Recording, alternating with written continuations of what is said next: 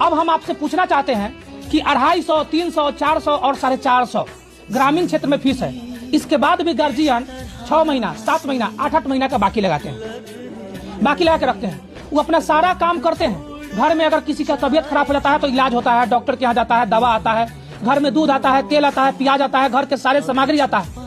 लेकिन एक शिक्षक के रुपया देने के लिए लगभग 5 महीना, 7 महीना बहाना करते हैं और उस बहाना के बाद में बच्चा को कहते हैं कि कोचिंग छोड़ दीजिए, वहां ठीक पढ़ाई नहीं हो रहा, कहीं और जाइए।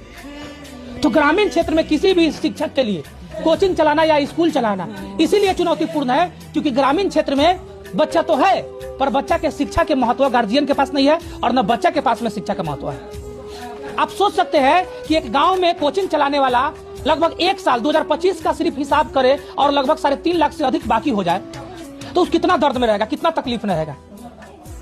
30 दिन कोई भी टीचर पढ़ाता है, 30 दिन पढ़ाने के बाद में उस टीचर को 31वां दिन से लेकर लगभग 20 दिन तक चिल्लाना पड़ता है, मंथली फीस ले आओ, मंथली फीस ले आओ। महीना लग गया है, बच्चा उस पर ध्यान नहीं देता है।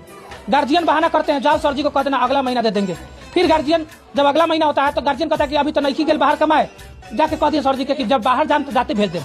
जब बाहर भी चले जाते हैं तो फिर सर पूछते हैं कि पैसा लेकर आइए, तो फिर कहा जाता है कि अभी तो सर जी पापा गए हैं बाहर, 1 महीना लगेगा तो देंगे।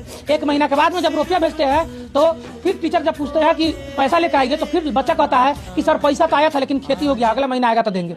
मैंने एक शिक्षक के रुपया देने के लिए तरह तरह की बहाना होता है।